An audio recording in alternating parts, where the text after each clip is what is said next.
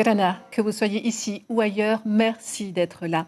Au sommaire de cette édition, chaleur et réconfort pour les sans domicile fixe de Papeete, c'est ce qu'offre aujourd'hui le presbytère de Père Christophe, un homme qui met sa foi en pratique au quotidien pour lever des fonds destinés à la construction de son futur centre d'accueil à Mamao. L'altruisme est également l'une des qualités premières de Nini Topata Bamoin. À 72 ans, elle consacre son temps libre à la préparation de plats aux saveurs du Fénois pour les malades évassanés à Paris. Une eau pure à la sortie des égouts, c'est le challenge du projet d'assainissement collectif d'Arwepir et Papeete. Encore faut-il que les administrés y mettent du leur. Pour nous en parler ce soir, un invité, Jackie Briand, adjoint au maire de Aroué. Stage de Kung Fu à Papeete, une vingtaine d'enfants sur les traces de Bruce Lee avec pour maître Erwin Kovic, détenteur d'un savoir acquis auprès des moines du temple Shaolin. C'est à découvrir à la fin de ce journal. Ils sont près de 400 sans-abri à arpenter chaque jour les rues de la capitale. Le soir venu, tous convergent vers un presbytère où ils trouvent nourriture, soins et une oreille attentive. Un lieu hospitalier provisoire en attendant un centre, celui pour lequel le Père Christophe, leur samaritain de toujours, milite. Chikinata Ivadarouzès, Jacques Damour. C'est le même rituel chaque matin. Ces hommes et ces femmes viennent ici chercher ce qui sera pour certains le seul repas de la journée. Une boisson chaude et un repas, il n'y a pas plus précieux à leurs yeux. Alors, entendre qu'un nouveau centre pourrait les accueillir dans de meilleures conditions, c'est juste du bonheur. C'est bénéfique aussi, dans le sens où voilà, ça va aider ceux qui n'ont pas de maison, mais ils ont moins de travail, au moins ils reviennent là, ils ne payent rien. Juste que voilà, il faut avoir le respect dans tout ça, quoi. Je pense, pour moi, que c'est bien. Un père, en fait, le père, il est là pour nous aider. J'espère que ce sera une réussite aussi. On lui souhaite aussi une bonne chance.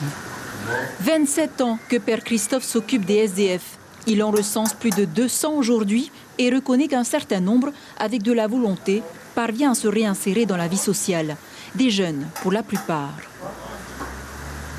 Là, je travaille actuellement. J'ai un CAE, ça vient de Manouya et avec le temps... Voilà, c'est juste temporaire. Hein. Aussi simple d'aller s'inscrire avec Père Christophe. Hein. Il s'en charge de tout. Hein. Après, on travaille seulement. Mais le truc, c'est de garder le travail jusqu'au bout au pays. En 10 ans, j'ai vu ça. Hein. Il y a plus de jeunes qui viennent et de couples. Je leur ai dit, il ne faut pas rester comme nous, c'est pas bien. Rentrez chez vous s'il est encore temps. Rentrez dans la maison s'il est encore temps. Ben, ils me répondent, ça, madame, c'est bien ici chez vous. On donne le main, on donne ça, on donne ça. Hein. Ah, c'est pour ça que vous êtes là, faut pas. S'il est encore temps, rentrez encore chez vous. Père Christophe a aujourd'hui tout un réseau de mécènes. Ici, des dons alimentaires provenant des grandes enseignes du Fénois destinés à aider les familles en détresse. Tout ceci sera aussi transféré vers le nouveau centre Tevaï-Été. Je vais te préparer un colis pour 2 adultes et 2 enfants. Ben, le colis, il est constitué de tout, du café, du lait, du sucre, tout ce qu'une famille a besoin. Un sans-abri n'a pas ça. Pourquoi? Parce qu'il mange tous les jours de lundi à dimanche. C'est pour ça qu'il n'a pas droit à ça. Le bureau de Père Christophe sert en ce moment de cabinet médical. Des petits bobos aux consultations psychiatriques. Les Taotés reçoivent jusqu'à 8 patients par jour. Le nouveau centre d'accueil disposerait aussi d'un dispensaire. On sera mieux installé, vous voyez là, un peu. Il faut chercher les pansements en haut, les médicaments en bas. Bon, c'est un peu difficile pour examiner. Bon, on fait les pansements là, sur la table. Après, je monte là-haut sur un canapé. C'est quand même pas très bien, quoi. Mais bon, on se débrouille. Alors, ça marche. C'est sympathique, c'est familial, c'est chaleureux. Mais si on pouvait avoir des locaux vraiment, tu vois, avec pour Toté Gérard, une salle d'examen, un lit, etc., des conditions d'hygiène, ce serait quand même mieux. Tevaï-Été Api, qui ouvrira ses portes d'ici 1 an et demi à Mamao, si tout se passe bien, offrira les mêmes services avec des locaux plus adaptés. Ce n'est pas un centre d'hébergement, mais un guichet unique où les sans-abri pourront également accéder à des formations professionnelles. En bref, suite à l'appel à témoins d'hier, les deux frères Arey sont rentrés sains et saufs au domicile. Quant à celui lancé le 26 mai dernier pour retrouver Augustine Tetuaro Maria, elle reste à ce jour introuvable, mais l'enquête des gendarmes a mené à l'arrestation de son amant vendredi dernier. Moins de 24 heures après le dernier décès, la Covid a emporté sa 144e victime aujourd'hui. Une personne reste donc hospitalisée, on recense 3 nouveaux cas et la couverture vaccinale reste de 23%. Prendre soin de soi devient une priorité et ce n'est pas Nini Topataba qui dira le contraire. 3 ans qu'elle offre de son temps aux malades expatriés à Paris. Celle qui préside l'association Terame Paola est avant tout une dame au grand cœur, comme ont pu le constater Ayata Tarahou, Dordine Bensmail et Jean-Yves Potra. Le soleil se lève à peine, Nini est déjà au fourneau et ce n'est pas pour préparer le petit déjeuner. Ça, c'est des lames de thon. Des lames de thon. Et voilà, on prépare, on va faire... on les fait frire, parce que là, aujourd'hui, c'est bagneux, donc il y a beaucoup de leucémie, donc on va cuire le poisson. À 72 ans, cette dame consacre encore son temps pour les malades polynésiens. Avec la dizaine de bénévoles actifs, il leur apporte un peu de chaleur grâce à ces repas. Ils vont bien se régaler aujourd'hui. Offerts par de généreux donateurs. Ça va, Mimi? Oui, ça va, merci. Ça va. Ah, président. Pour nos malades. Oui, pour nos malades, voilà. Un engagement sans faille, toujours salué par les autorités. Le président du pays, notamment, qui reconnaît combien leur rôle est essentiel. C'est un amour véritable qu'elle a pour les malades polynésiens ici. Elle ne les choisit pas. Tant que ce sont des Polynésiens, elle les rend visite et elle leur donne à manger. Aujourd'hui, 50 assiettes sont préparées et livrées dans un des centres d'hébergement. On va mettre 6 alors, c'est-à-dire 2 adultes et 4 enfants. Et 5 enfants. Situé ici, en banlieue parisienne, il accueille des patients de tout âge à qui le fénois manque énormément. Ça fait du bien aussi, c'est du fénois. Hein. Alors je pense que pour nous les Polynésiens qui sont ici en France, ça nous fait du bien. Ça nous réconforte beaucoup d'avoir un peu de saveur de chez nous. Après plusieurs mois loin de tout et de tout le monde, c'est très réconfortant de recevoir toute cette nourriture qu'on a l'habitude de manger en étant au Fénois. Les yeux s'illuminent, une émotion que l'association procure à chaque Polynésien toutes les semaines, la plus belle récompense de leur vie. Retour à Tahiti où la question de l'assainissement des eaux usées fait grincer des dents comme à Aroué et pire est, le CIVU, le syndicat intercommunal à vocation unique, somme les administrés à plus de civisme. Ismaël Tariata et Mirko Vanfo. L'eau qui sort de cet émissaire d'eau pluviale est si limpide qu'on s'y pencherait pour la boire. Mais l'odeur nauséabonde qui s'en dégage dissuaderait n'importe qui d'aller plus loin. On a donc des rejets directs d'eau usée dans les réseaux d'eau pluviale. Et effectivement, notre objectif, c'est de faire en sorte qu'il y en ait de moins en moins. Et donc, ce qu'on demande, c'est aux particuliers, aux administrés, de regarder les installations privées. Ce qu'on demande, c'est de vérifier et de faire éventuellement appel à des professionnels pour contrôler ces installations privées et vérifier s'il n'y a pas besoin de faire de la réhabilitation. Un secret de polichinelle pour le voisinage et les habitués de cette plage publique, sauf pour ceux qui viennent ici pour la première fois. Je pense qu'elle est bonne. Le moment, elle est claire et quand tu te baignes, tu ne te grattes pas. Il suffit des fois, parce que quand on arrive après que les eaux se mélangent dans l'océan notamment, on a des notions de dilution, et donc il suffit des fois de faire 200 ou 300 mètres et on a des eaux de baignade qui sont de bonne qualité. Mais toutes les embouchures sont de mauvaise qualité. Cette rivière sépare la ville de Pirée et de Papeete. La Fataua, c'est son nom, c'est l'une des plus polluées de Tahiti. Du fin fond de la vallée à l'embouchure, des kilomètres de rives occupées par des habitations. Ici, la rivière est une fosse septique à l'air libre. On a des rejets d'eau usée d'une station d'épuration qui ne fonctionnent pas. Donc on devrait normalement avoir des eaux traitées, des eaux usées traitées dans la station d'épuration, ce qui n'est pas le cas. Et effectivement, ça vient polluer énormément les eaux de la rivière. Elle s'étend sur plusieurs kilomètres. Cette prolifération d'algues vertes est un autre indicateur de pollution. Les spécialistes appellent ça l'eutrophisation. Normalement, pour avoir une qualité d'eau de baignade qui est correcte, on doit avoir un taux de Escherichia coli, c'est une bactérie coliforme qui est un bon indicateur du taux de pollution. Donc le taux de Escherichia coli doit être inférieur à 100 pour 100 millilitres d'eau. Et donc là, ici, il y a des mesures qui ont été faites, des prélèvements qui ont été faits, et on est au-delà des 12 000, 13 000 unités de Escherichia coli pour 100 millilitres d'eau. Le temps est compté. Les communes de Pirée et d'Aroué doivent se raccorder à la station d'épuration de Papeava. Sa capacité de traitement est de 3500 mètres cubes par jour pour un rendement actuel de 1500 mètres cubes par jour. Jackie Brion, Yorana. Alors, vous êtes adjoint au maire à Aroué.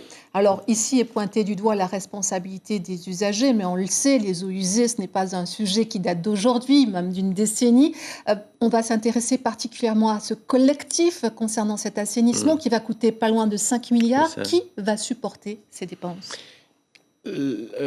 L'objectif, c'est de rendre à la nature ce qu'elle nous a donné de plus généreux, à savoir l'eau. C'est ça l'objectif. Avant de parler de chiffres, de responsabilité, de pointer du doigt une station d'épuration qui n'est pas aux normes, nos propres foyers qui ne sont pas toujours entretenus comme il faut se mettre d'accord et entraîner l'ensemble de nos administrés sur un seul objectif. Il faut rendre à la nature ce qu'elle nous a donné. C'est le trésor qui est incontournable. De quelle façon dans ce cas-là ? Donc ça passe par la question de tantôt, l'assainissement collectif. C'est un choix qui a été fait par les équipes précédentes. Nous continuons et nous prenons à notre responsabilité de poursuivre, parce que d'abord, il y a l'obligation que tu rappelais aussi, le CGCT qui nous dit c'est une obligation communale.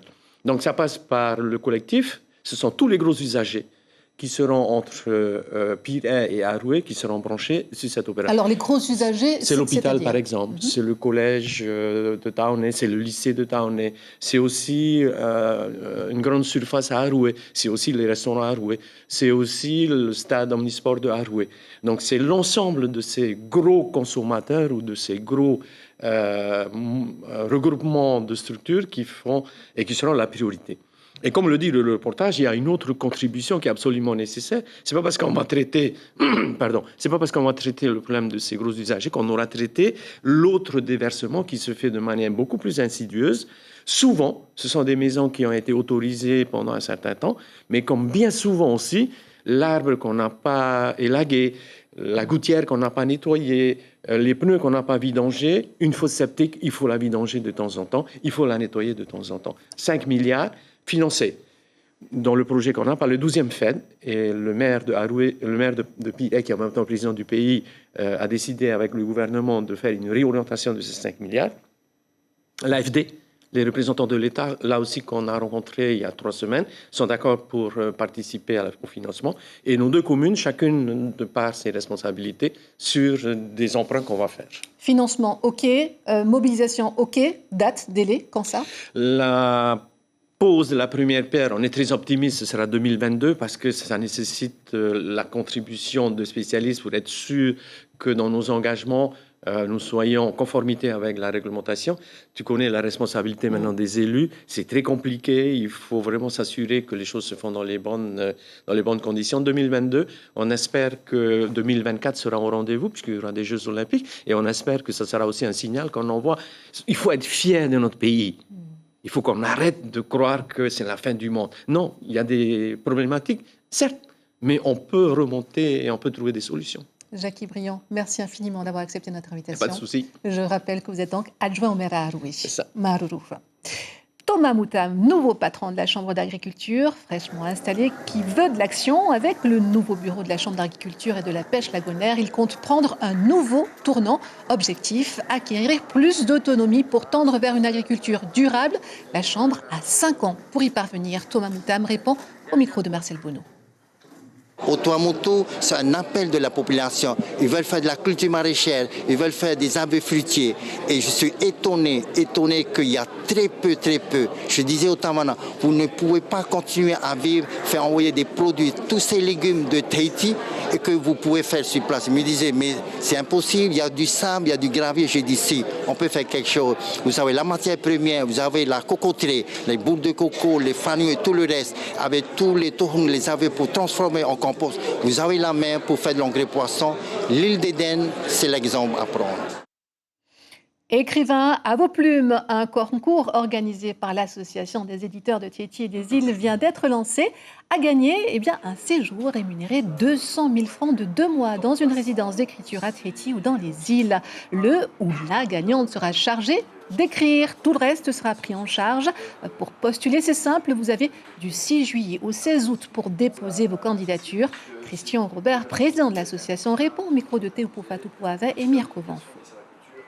Résidence d'écriture en Polynésie, c'est offrir à des écrivains un espace de création total. C'est-à-dire qu'on va prendre en charge l'hébergement probablement dans une île, dans une pension de famille, et la rémunération d'une personne qui a un projet d'écriture pendant 2 mois, et il va pouvoir se consacrer entièrement à sa création littéraire.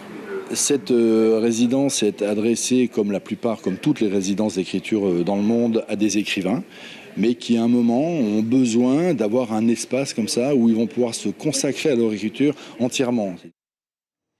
Je vous le disais, une vingtaine d'enfants âgés de moins de 12 ans participent cette semaine à un stage de Kung Fu Shaolin à la salle philanthropique de Papeete, un stage animé par Erwan Kovic, 31 ans, qui était en immersion durant 4 ans avec les fameux moines du temple Shaolin, Alihoete Fafana et Marcel Bono.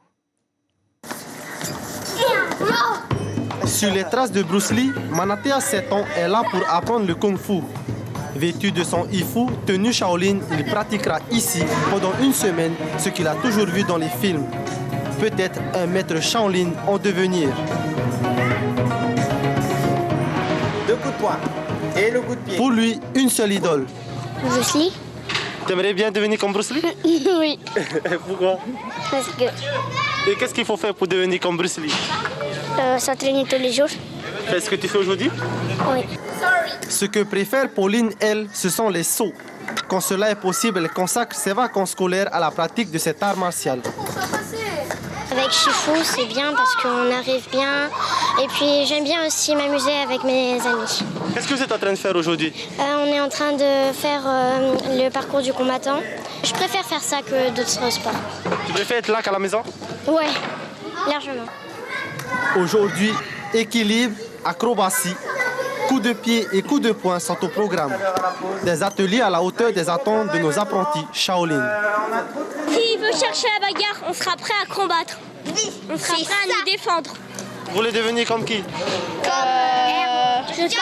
Comme Maître Shifu. Comme Shifu. Comme Maître Shifu. C'est qui Maître Shifu? Bah c'est moi. Ça sert à rien de faire un blocage qui est mou, sinon vous allez vous... Maître Shifu, c'est lui, Erwan Kovic, leur professeur pendant la semaine à venir.